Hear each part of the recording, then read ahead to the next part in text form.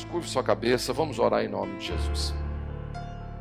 Pai, queremos bendizer o Teu nome, Te dar toda a honra e toda a glória. Deus, entendemos perfeitamente a Tua palavra, que diz que sem o Senhor nada podemos fazer.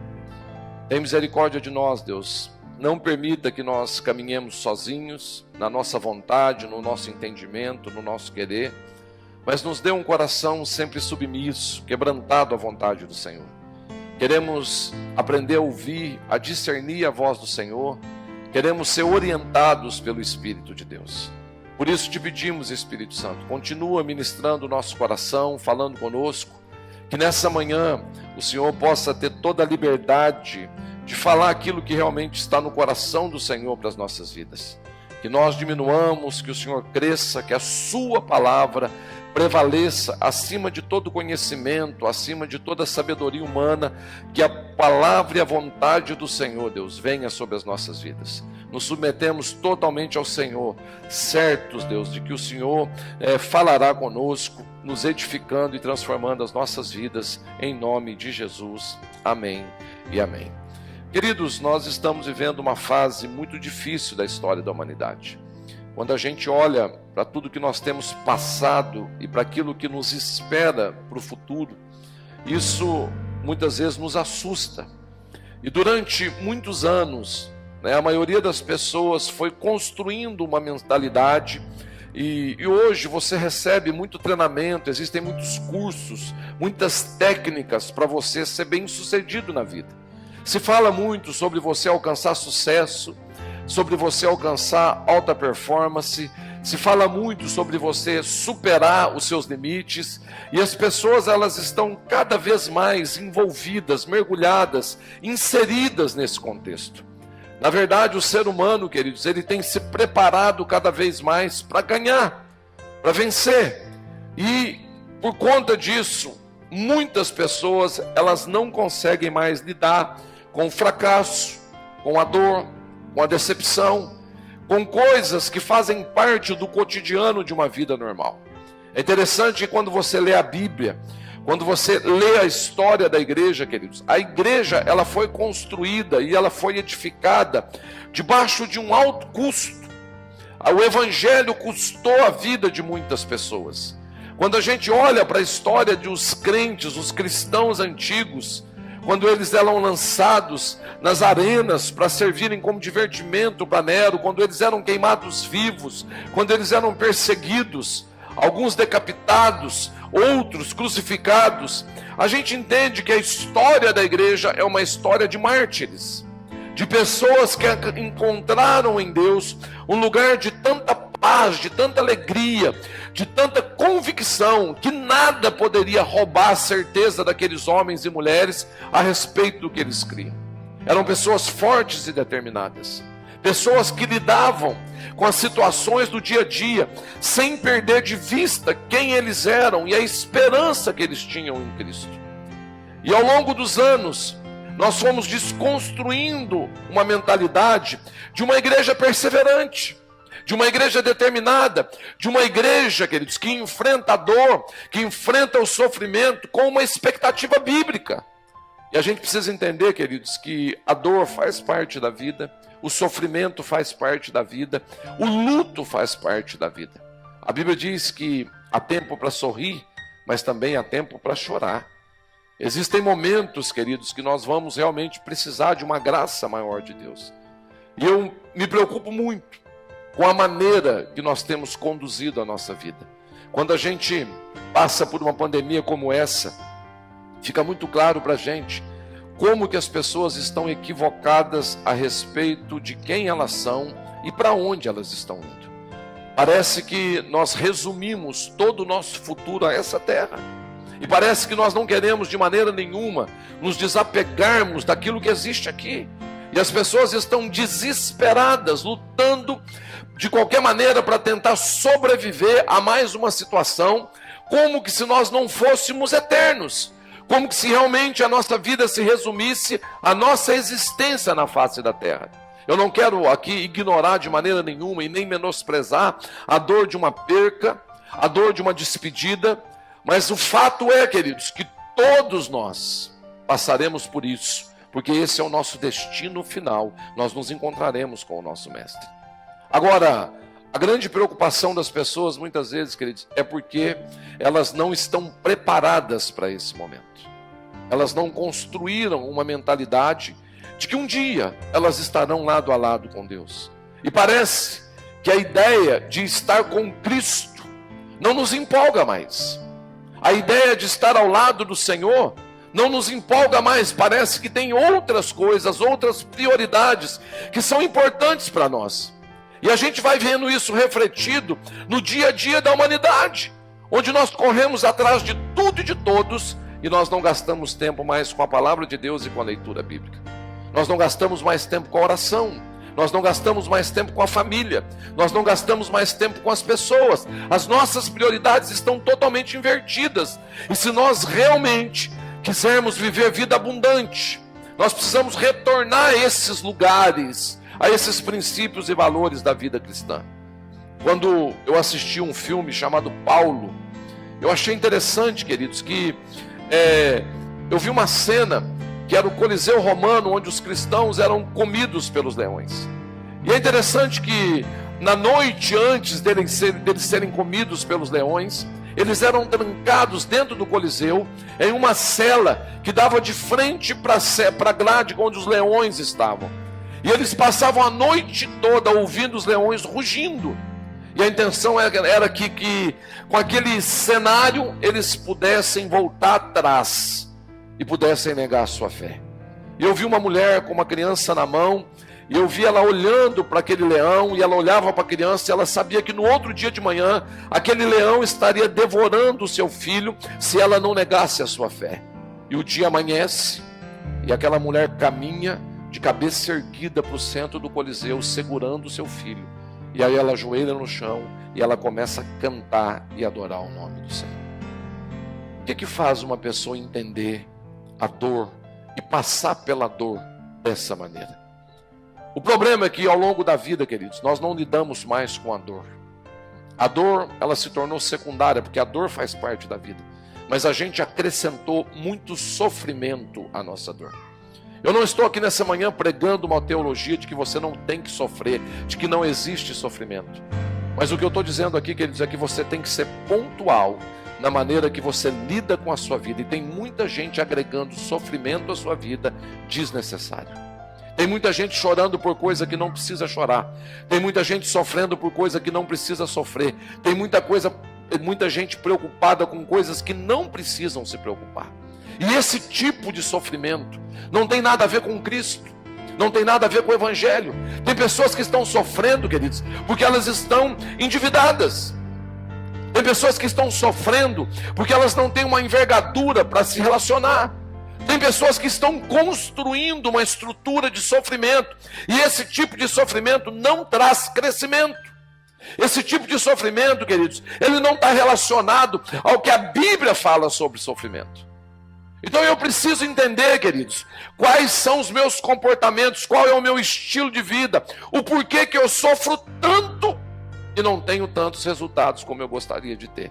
Então é sobre isso que eu gostaria de falar com você nessa manhã, e eu espero que Deus nos ajude. Eu queria ler um texto aqui em Isaías, capítulo 53.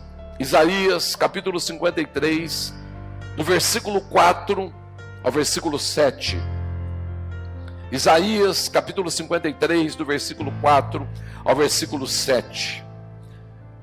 A Bíblia diz assim: certamente Ele tomou sobre si as nossas enfermidades e as nossas dores levou sobre si. A palavra dores aqui, queridos, traduzida é sofrimento. E nós o reputávamos por aflito, ferido de Deus e oprimido. Mas ele foi transpassado pelas nossas transgressões e moído pelas nossas iniquidades. O castigo que nos traz a paz estava sobre ele, e pelas suas pisaduras nós fomos sarados. Todos nós andávamos desgarrados como ovelhas, cada um se desviava pelo seu caminho, mas o Senhor fez cair sobre ele a iniquidade de todos nós. ele foi oprimido e humilhado, mas não abriu a sua boca. Como cordeiro mudo, foi levado ao matadouro, e como ovelha muda perante os seus tosqueadores, e ele não abriu a sua boca. É interessante que Isaías está falando acerca de Cristo, e Isaías está dizendo que Jesus levou sobre si as nossas enfermidades e as nossas dores. Mas a Bíblia diz e relaciona essa dor que Jesus levou e esse sofrimento que Jesus levou, queridos, ela relaciona a transgressões, as iniquidades, o castigo que nos traz a paz estava sobre ele. É interessante que a Bíblia está falando de uma dor que tem a ver com iniquidade, com transgressão, com quebra de princípios, com leis. O que a Bíblia está falando é que Deus nos deu uma oportunidade de viver diferente e não precisar sofrer de novo por essas coisas. O problema, sabe o que é, queridos? É que a gente acredita que por Jesus ter morrido na cruz, eu não vou ter enfrentamentos na vida. Eu não vou passar por dificuldades na vida. Entenda uma coisa, queridos, tem coisas que fazem parte da natureza humana, da vida humana. O luto é uma dor que eu preciso enfrentar. E a morte faz parte da vida. Eu não tenho como, querido, ser eterno, no sentido de viver eternamente nesse mundo. Eu vou ter que lidar com a morte. E aí, queridos, Deus decide quando, como e que maneira que vai ser. Mas o que a Bíblia está relacionando aqui não é esse tipo de dor. O que a Bíblia está falando é a dor, queridos, que é voltada para uma transgressão, para uma quebra de princípio. Ou seja, Isaías está dizendo que Jesus, ele já zerou a conta, para que eu e você não precisássemos repetir de novo esse mesmo caminho. O problema é que Jesus levou lá na cruz a dor pelas minhas transgressões, pelas minhas iniquidades. Jesus já trouxe de volta a paz para o meu coração, e foi esse o legado que ele deixou para os seus discípulos. Ele disse: olha, eu vos dou a paz, a minha paz vos dou. Mas o problema é que eu não aprendi a viver ainda de forma que eu não preciso sofrer de novo aquilo que Jesus levou na cruz do Calvário. Existem pessoas que são apegadas ao sofrimento. Existem pessoas que são especialistas em arrumar confusão. Existem pessoas que não conseguem viver em paz, em tranquilidade. E elas precisam constantemente estar lidando com esses interpésios da vida. Não que a vida trouxe, mas o que ela cria. Então a Bíblia está dizendo que Jesus levou sobre si as nossas dores. A palavra dores é sofrimento. E o sofrimento é justamente o que eu escolho fazer com a minha dor. É a maneira que eu lido com a dor. É a resposta que eu dou. Irmãos, a Bíblia diz que o choro pode durar uma noite, mas a alegria vem pela manhã. Dor é algo que precisa ser pontual na minha vida. É algo que precisa ter começo, meio e fim. Quando eu prolongo esse ensino, porque a dor tem em si um ensino, a dor tem em si uma comunicação. Quando eu prolongo isso, queridos, eu passo a entrar num sofrimento, não que a dor está criando, mas que eu estou criando por não saber dar uma resposta. Então a Bíblia diz também que Jesus, ele é o caminho, a verdade e a vida. Ele falou: eu sou o caminho. E existe um caminho que Jesus trilhou na dor, no sofrimento. E sabe como que termina a história de Jesus, queridos? No Calvário, no Getsemane. A Bíblia diz: e ele não abriu a sua boca. Jesus, ele encontrou meios, maneiras, ele encontrou graça, paz, discernimento, para passar por tudo aquilo que ele precisava passar, para entender tudo aquilo que ele precisava entender, para cumprir tudo aquilo que estava proposto a ele, sem sequer reclamar. Entende o que é uma dor direcionada? Entende o que é um sofrimento com propósito? Entende o que é uma pessoa, queridos, que entendeu o que ela estava vivendo?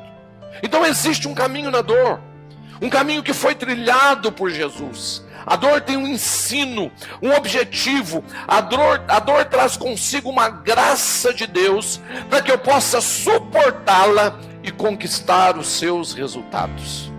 Quando Jesus diz, no mundo tereis aflições, Ele não falou isso de maneira punitiva, ou não falou isso para te assustar.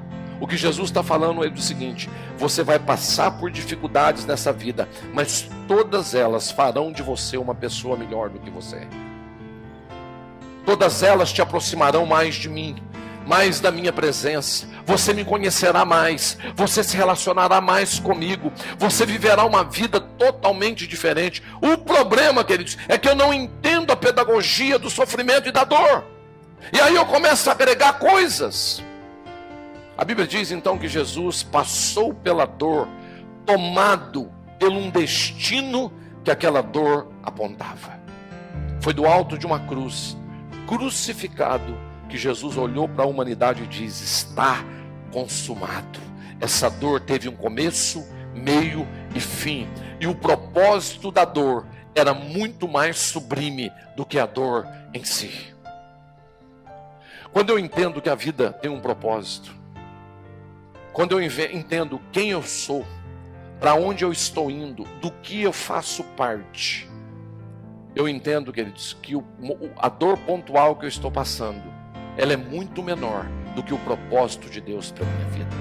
E isso me dá graça, me dá força. Isso me faz entender, queridos, que há uma esperança. Isso me faz entender que há alguém que está comandando todas as coisas. Entenda uma coisa em nome de Jesus, queridos: não morre ninguém nessa terra se Deus não permitir. Não nasce ninguém nessa terra se Deus não permitir. Não fica doente ninguém nessa terra se Deus não permitir. Ele está no controle, Ele sabe o que Ele está fazendo.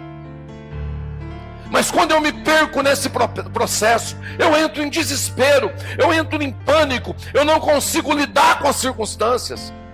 E parece que eu me torno um ET no mundo, queridos, onde as circunstâncias estão aí todos os dias. E por conta de não conseguir entender isso, as doenças psicossomáticas se multiplicam. Depressão, ansiedade, síndrome do pânico. Nos últimos 2 anos, o uso de psicotrópicos no mundo aumentou em 86%. De 1 a cada 10 pessoas hoje tomam antidepressivo ou já tomaram antidepressivo no mundo. Nós estamos cada vez mais precisando de medicamentos, de psicotrópicos, para a gente poder lidar com a vida. O que deveria ser para nós natural, se tornou um peso, porque a gente perdeu a nossa essência como igreja e como cristão. E sabe o que mais me assusta? Que nos momentos de crise mundial, quando a gente olha para todas as pestes que aconteceram no passado, sabe quem que foi a resposta para todas elas? A igreja do Senhor Jesus. Sabe quem atendeu os doentes da peste negra? A igreja do Senhor Jesus. Teve um pastor na peste negra, que ele abriu o seu templo para receber os enfermos, e ele mesmo que fazia os curativos das pessoas. E alguém perguntou para ele: você não tem medo de morrer? Ele falou: para mim o morrer é lucro e o viver é ganho. Entende, queridos? Mas a igreja é a que mais se acovarda hoje quando tem uma crise. É a que mais tem medo. É a que mais se esconde. É a que menos ora. É a que mais reclama. É a que mais critica. É a que mais fala. O que aconteceu com a gente? O sofrimento. Quando eu escolho viver essa vida de sofrimento, o sofrimento que eu escolhi para mim, ele é um caminho solitário, é um retrocesso, que tem como missão roubar de nós o privilégio de experimentar maior graça e aprofundar o nosso relacionamento com Deus. São nos quartos de oração, onde irmãos e irmãs tiveram as suas vidas transformadas pelo Espírito Santo de Deus. Foram pessoas que, em meio ao sofrimento, encontraram a maior... Irmãos, esses tempos atrás, eu comecei a receber algumas mensagens. Não, nós temos que orar pelos irmãos que estão sendo perseguidos. Nós temos que orar pela igreja perseguida. Nós temos que orar pelas pessoas que estão morrendo, para Deus ter misericórdia. Uma pessoa, queridos, que se põe na frente de uma arma, pronta a entregar a vida dela para Jesus, não precisa de oração, porque ela encontrou um lugar em Deus, queridos, muito mais poderoso e que talvez nós nunca iremos encontrar na vida. Quem precisa de oração somos nós, que qualquer dor de cabeça a gente nem de casa sai. Essas pessoas, talvez elas estão experimentando. Queridos, a Bíblia diz que Estevão, quando ele era apedrejado, ele viu o céu se abrindo e ele foi recebido pelo próprio Cristo. Essas pessoas tiveram um privilégio de experimentar algo nos seus momentos, no auge da sua perseguição, queridos, que talvez nós nunca experimentaremos na face da terra. São esses que a Bíblia diz, homens de que o mundo não era digno. A Bíblia está cheia de heróis, que nem sequer o nome deles foram citados naquele lugar. Onde estão os nossos heróis? Onde estão aqueles que no meio do sofrimento e da dor se levantam e digam, eu não vou voltar atrás, eu acredito, eu creio naquele que me chamou, aquele a quem eu entreguei a minha vida um dia? Onde estão aqueles que vão parar de reclamar, de murmurar, de comparar? Onde estão aqueles, queridos, que vão levantar um clamor de adoração ao Deus, mesmo no meio de uma crise? Onde está a igreja de Jesus? Infelizmente, existe ainda muita gente que sofre de sofrimento. Não basta só o sofrimento que ela já vive, ela acrescenta mais sofrimento. Sofrimento é a interpretação traumatizada de uma dor tópica, pontual. É um problema que eu tenho, eu preciso enfrentar e eu fico acrescentando sofrimento. Jesus, ele teve sofrimento. Ele foi moído, mas ele não teve trauma e nem se vitimou no momento do seu sofrimento. Estava conversando, acho que foi com um pastor, e a gente estava falando sobre isso, que Jesus passou por tudo que ele passou, mas sem nenhuma marca no seu coração. O corpo de Jesus foi dilacerado, mas o seu coração continuava intacto. Ele continuou sendo o mesmo, do começo ao fim.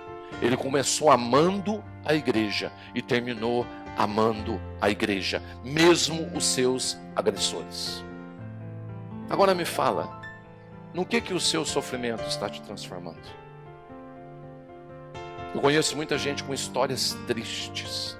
Se a gente fizesse um concurso de sofrimento, irmãos, e chamasse aqui à frente gente para falar quem sofre mais, como é que você acha que seria esse concurso?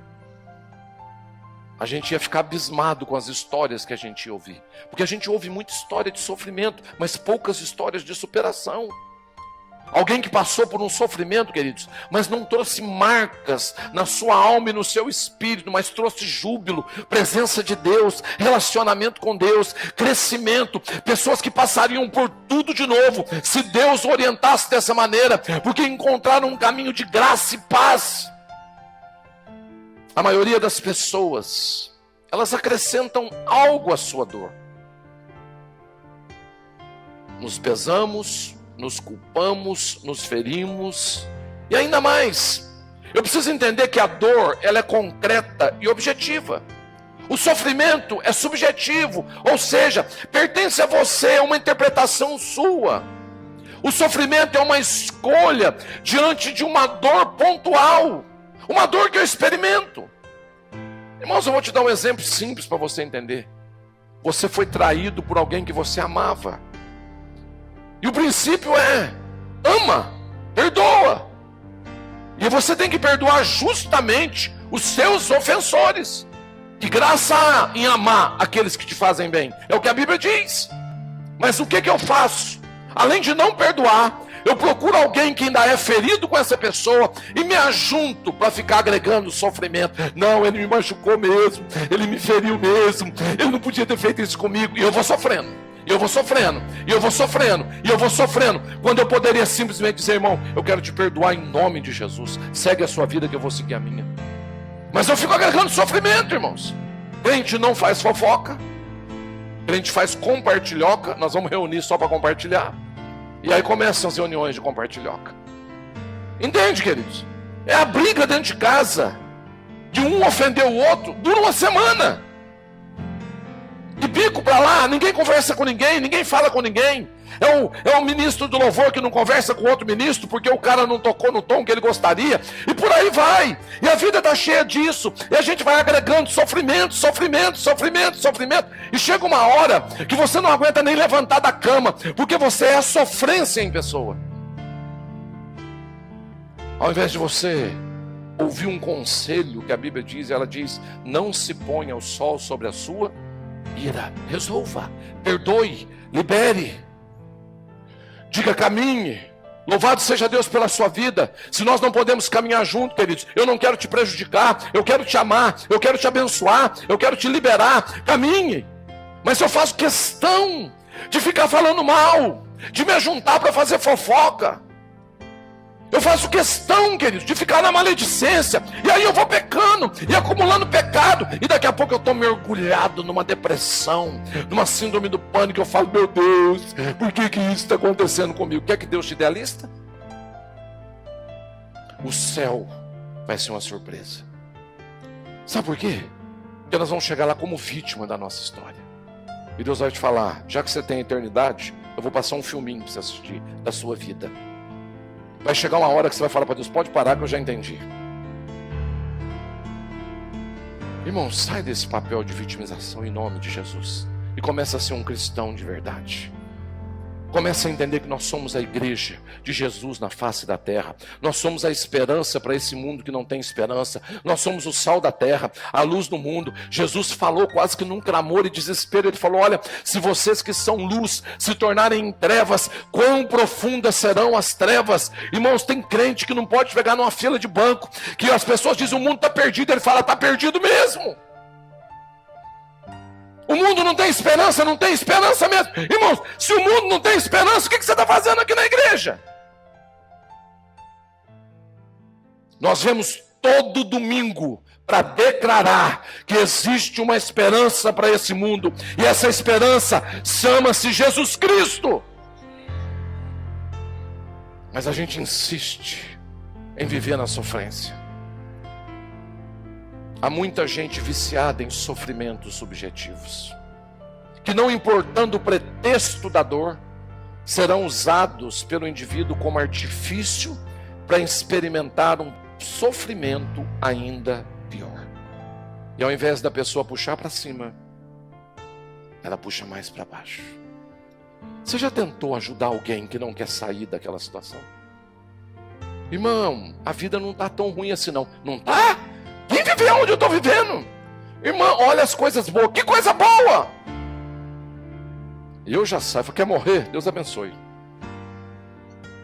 Morra.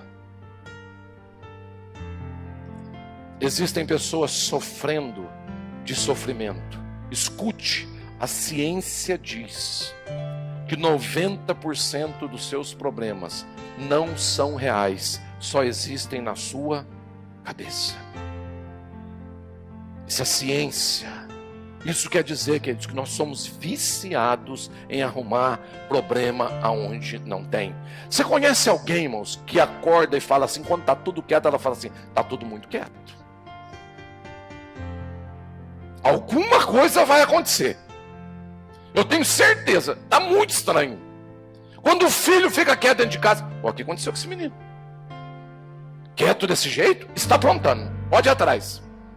É gente viciada em sofrimento, irmãos. Ela quer arrumar um problema para aquele dia. Se não tem nenhum, ela fala: eu preciso arrumar um problema, senão o meu dia não será maravilhoso. E aí, eu não só, irmãos, acrescento sofrimento, mas eu associo coisas à minha dor. E quando eu não me resolvo nisso, irmãos, esse tipo de sofrimento, de insatisfação, de peso desnecessário que eu coloco, vai me levar para problemas de natureza moral, punitiva. Tem gente que ama ficar se punindo, ou alguém punindo alguém, e isso vai potencializar a minha percepção de sofrimento. Você já viu que tem gente que não gosta de sofrer sozinho? Ele sofre, ainda olha para você e diz o seguinte: eu estou vivendo isso por causa de você. Você está acabando com a minha vida. Quando eu entrei na sua vida, eu era uma pessoa feliz, realizada, te conheci, acabou com a minha vida. Você nunca foi feliz.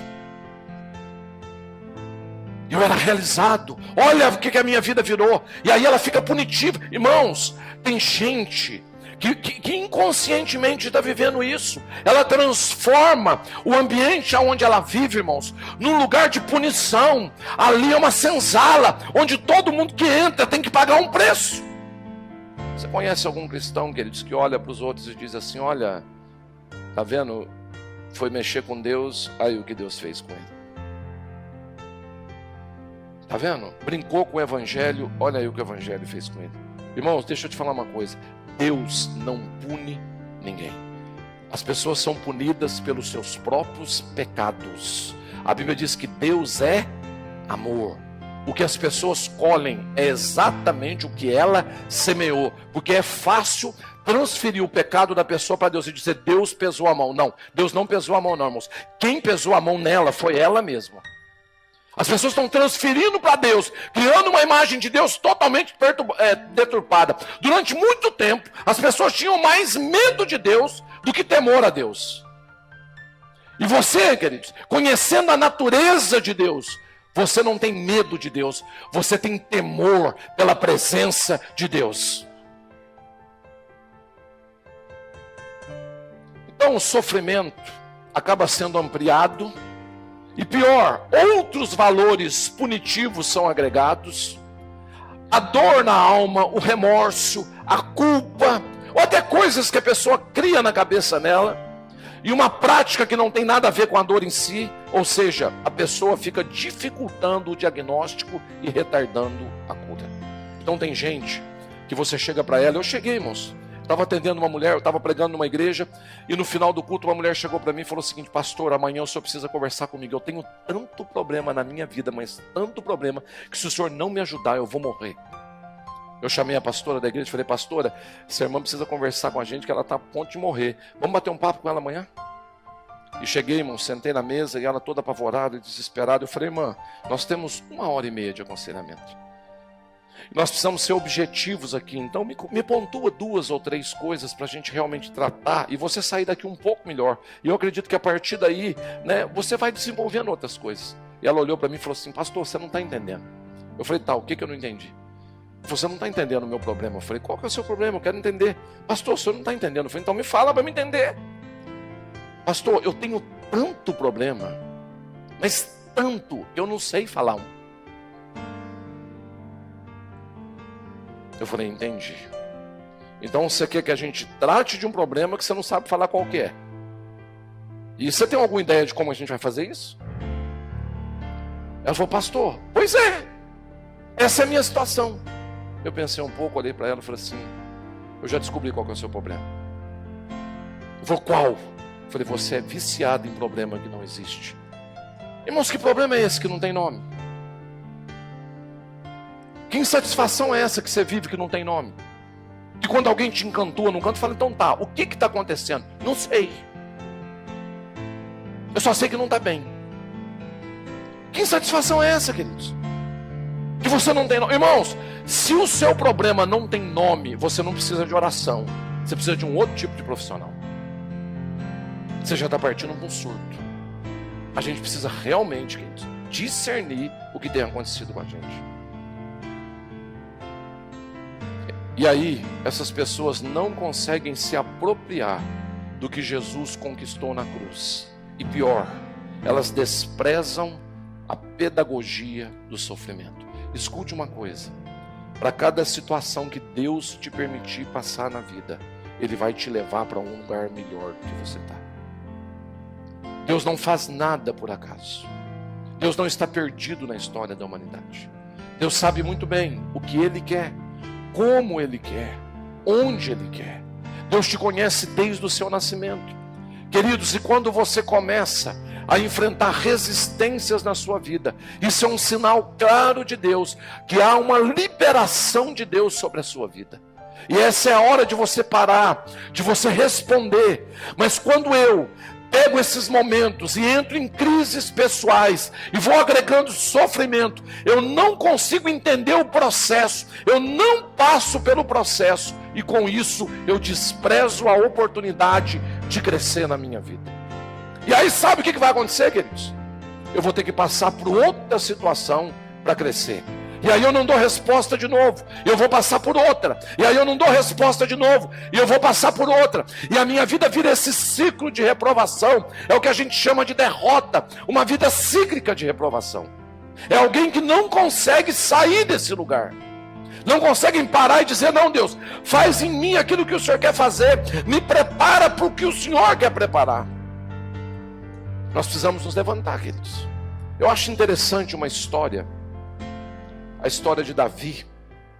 Está lá em 2 Samuel, capítulo 12, a partir do versículo 15. 2 Samuel 12, a partir do versículo 15. A Bíblia diz assim, 2 Samuel, capítulo 12, a partir do versículo 15. E o Senhor feriu a criança que a mulher de Urias dera à luz a Davi. E a criança adoeceu gravemente. Buscou Davi a Deus pela criança, jejuou Davi, e vindo, passou a noite prostrado em terra. Então os anciões da sua casa se achegaram a ele para o levantar da terra, porém ele não quis e não comeu com eles.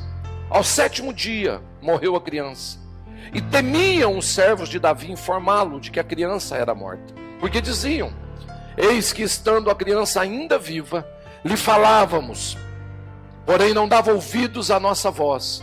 Como, pois, lhe diremos que a criança é morta? Porque mais se afligirá. Viu, porém, Davi que os seus servos cochichavam uns com os outros, e entendeu que a criança era morta.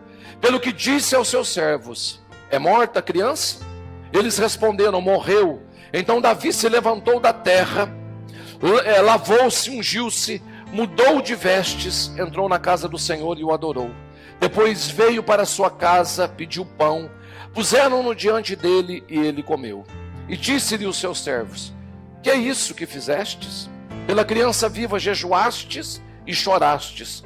Porém, depois que ela morreu, te levantastes e não comestes pão? Respondeu ele, vivendo ainda criança, jejuei e chorei, porque dizia, quem sabe o Senhor se compadecerá de mim e continuará viva a criança. Porém agora é morta. Por que jejuaria eu? Poderei eu fazê-la voltar? Eu irei a ela, porém ela não voltará a mim. Se você for ler o contexto dessa história, queridos, esse versículo é a sequência da chegada de Natã ao palácio de Davi. Quando Natã confronta Davi pelo seu adultério, pelo seu pecado. E Natã começa então a declarar uma sentença sobre a vida de Davi como consequência do seu pecado.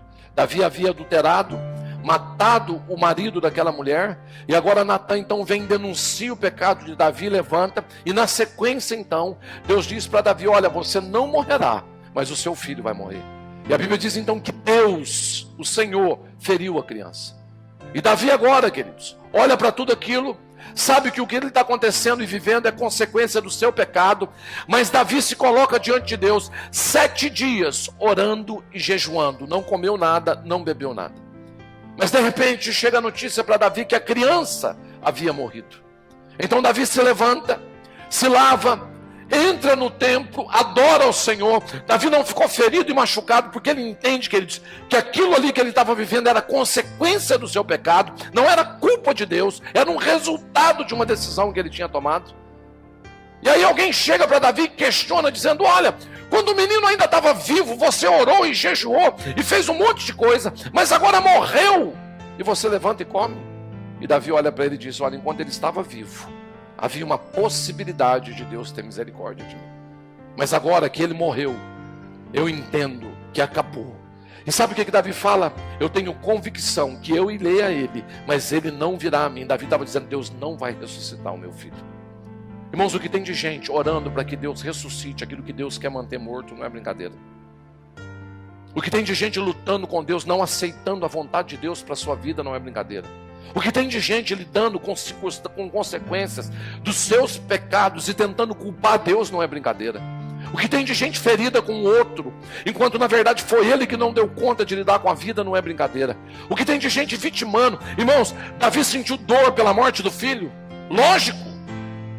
Ele sofreu? Lógico. Mas chegou uma hora que esse sofrimento tinha que acabar. Davi aprendeu a lição. Ele diz: eu pequei, eu errei, eu vou crescer no processo. Sabe o que Davi fez? Ele entrou na casa de Deus e adorou. Ele falou: Senhor, eu pequei mesmo, eu errei mesmo, eu sou culpado por essa situação, me dê graça agora para tocar a vida para frente, mas eu vou continuar te adorando, porque eu sei que o Senhor é justo e reto. Mas a gente não quer aceitar o que Deus está fazendo. A gente não quer aceitar a maneira de Deus. A gente diz para Deus: Deus, toma conta da minha vida, faz o que o Senhor quiser. Mas quando Deus começa a agir, nós nos ferimos e nos magoamos com Deus. Quantos, por causa de uma discussão com alguém, nunca mais voltaram à igreja? Quantos, por causa de uma discussão com alguém, nunca mais cantaram no louvor? Quantos viraram as costas da igreja dizendo: aqui eu nunca mais entro? Como que se Deus e a igreja fossem culpados pela incompetência dele de lidar com as suas emoções. Nós precisamos crescer, amadurecer, porque nós seremos a igreja que as portas do inferno não prevalecerão contra ela. Nós somos a igreja que estamos lutando pela nossa família, pelos nossos filhos. E hoje o que a gente tem é uma geração de adolescentes se suicidando, porque não tem envergadura moral para lidar com a vida e os seus interpeses. E nós precisamos ser fortes, valentes, guerreiros, cheios do Espírito Santo, e ensinar aos nossos filhos que no mundo nós teremos aflições, mas que nós venceremos, porque nós temos uma bandeira, e a nossa bandeira é Cristo. Davi sentiu dor, mas não se entregou ao sofrimento. Olha para a pessoa que está do seu lado e fala assim: irmão, sai desse lugar hoje em nome de Jesus. Fala assim: sai dessa sofrência agora. Irmãos, nem o Reginaldo Rossi aguentou, ele morreu de tanta sofrência. E tem gente insistindo.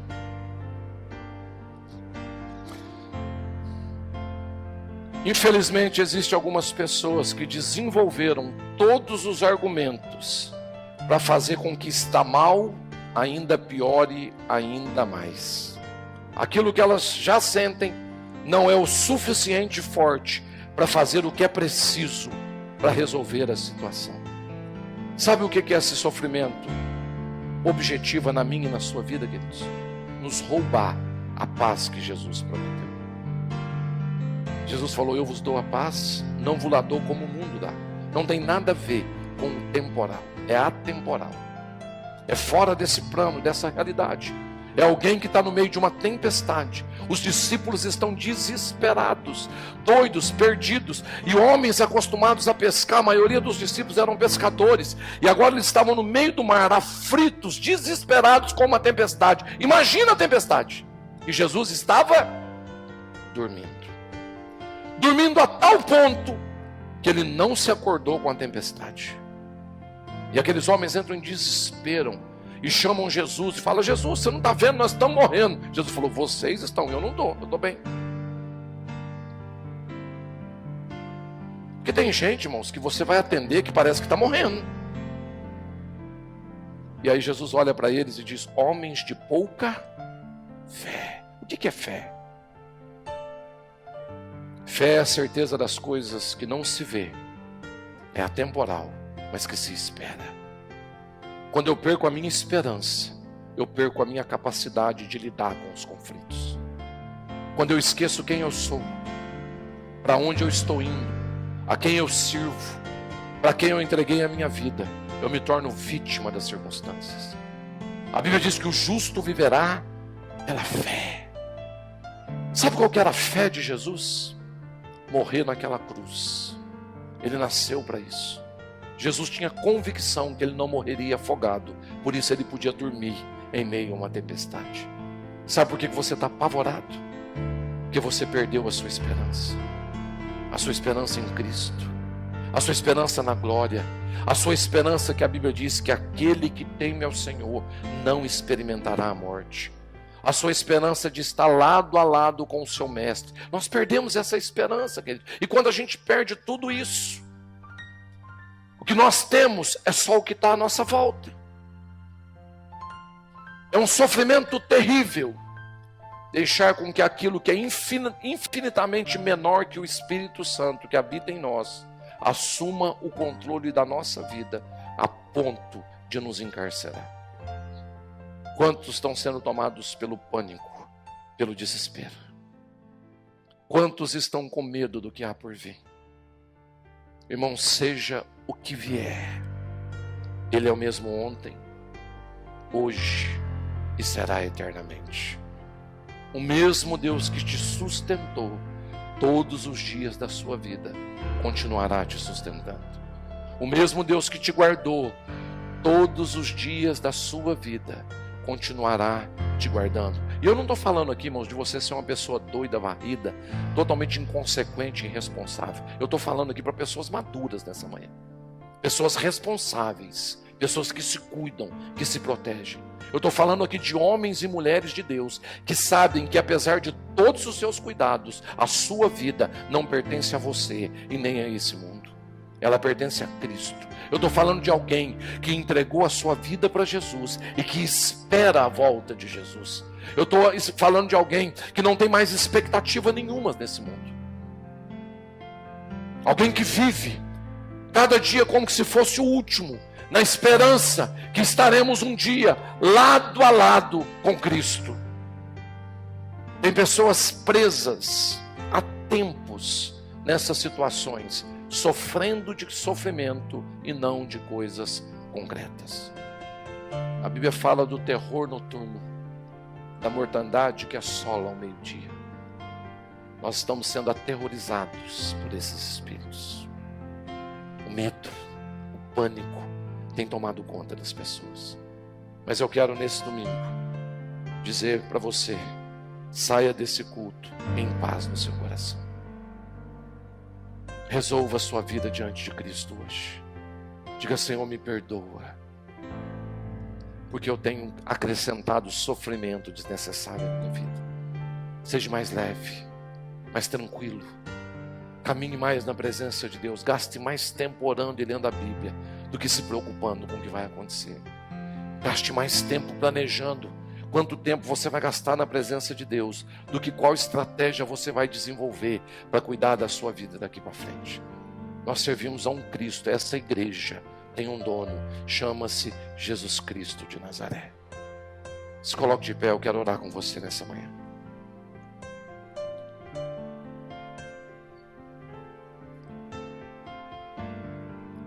Talvez nessa manhã você precise orar e dizer para Deus: Deus, me ajuda a vencer. Me ajuda a vencer a mim mesmo, Senhor. Talvez parte do seu sofrimento é porque você colocou expectativas aonde você não precisava colocar. Toda vez que nós colocamos a esperança em homens, em pessoas, em lugares, nós nos decepcionamos. O que precede, queridos, uma desilusão, é uma ilusão. Somente pessoas iludidas se desiludem. As pessoas têm nos iludido com falsas promessas, com mentiras. Mas chegou a hora da gente alinhar de novo a nossa esperança e a nossa fé. Não há nada nesse mundo que possa te completar. Não há nada nesse mundo que possa te fazer plenamente feliz, realizado, realizada. Não há ninguém nessa terra que possa tomar o lugar de Deus no seu coração. Sabe por que muita gente sofre quando perde alguém? É porque tudo que ela tinha é aquela pessoa. Ela colocou expectativas, os sonhos, a vontade naquela pessoa. E quando aquela pessoa morreu, ela não tem mais ninguém. Quando a gente coloca Deus em primeiro lugar na nossa vida, queridos, todos os outros serão os primeiros. Mas se todos os outros se forem, nós continuaremos no mesmo lugar e na mesma fé, porque o nosso alicerce é Cristo. O que você colocou no lugar de Deus na sua vida? O pânico, o medo, a ambição. Queridos, qualquer sucesso que não é provindo, não é oriundo de Deus e da presença de Deus, queridos, é fracasso. Por mais bonito que seja, por mais ilusório que seja, Jesus falou: sem mim nada podeis fazer. Tudo que eu conquisto com o meu esforço, com a minha labuta. Ele falou sobre isso. Ele diz: maldito o homem que confia no homem e faz do seu braço a sua força. Mas ele diz também: bem-aventurado o homem que teme ao Senhor.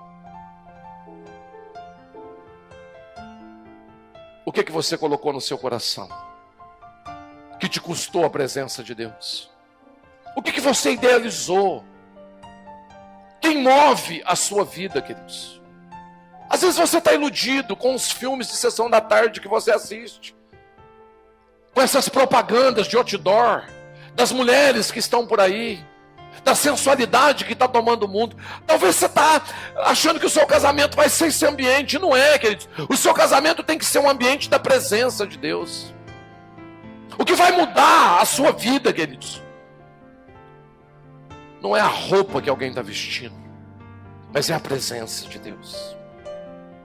Quando a presença de Deus chega, todos os nossos conflitos, as nossas aflições, as nossas angústias, dão lugar a uma paz sobrenatural que excede todo entendimento.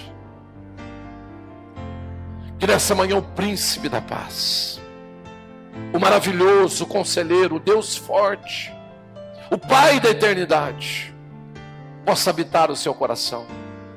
Que você possa tirar de dentro de você toda a escória, todo o lixo, tudo que você colocou, toda a expectativa errada em pessoas, em lugares, e voltar a sua expectativa para a cruz de Cristo.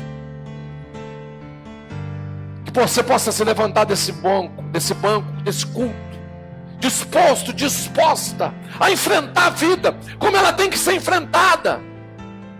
Não se preocupando com o que vai acontecer amanhã, mas com a certeza absoluta de que seja lá o que for que acontecer, você estará pronto para resolver, porque você tem o Espírito Santo dentro de você.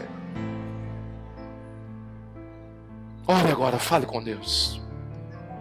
Talvez nessa manhã você precise se arrepender e dizer: Senhor, me perdoa. Eu me perdi no processo. Eu busquei tanta coisa, tanta besteira, Senhor. Fiquei tão iludido, tão iludida. Ore, fale com Deus. Senhor, queremos colocar o nosso coração na sua presença, Pai. Nesse segundo domingo do mês de fevereiro, 2022, o ano, Deus, que nós estamos vindo de uma sequência de tempos difíceis, onde a nossa fé tem sido provada, onde as nossas estruturas têm sido abaladas, Senhor. Alguns de nós estamos colecionando percas. Alguns de nós tivemos que abrir mão dos nossos sonhos, dos nossos projetos. A gente idealizou uma coisa totalmente diferente.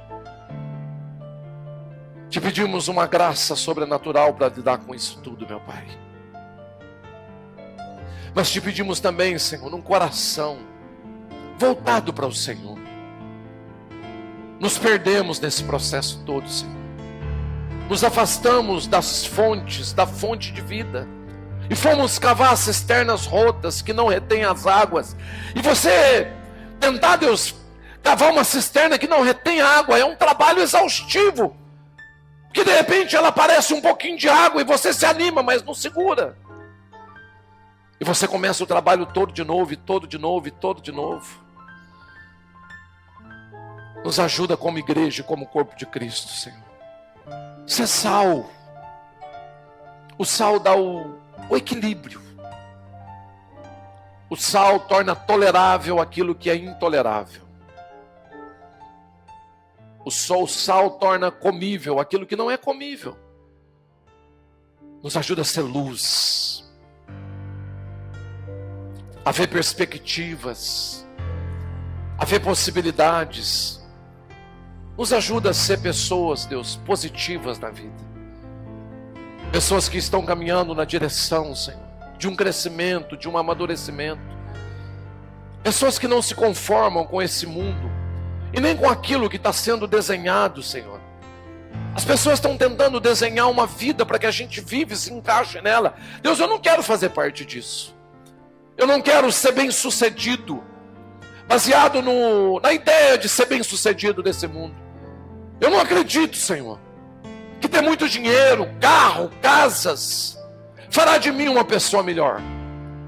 Eu acredito que se eu for uma pessoa melhor em Cristo, eu posso até ter essas coisas.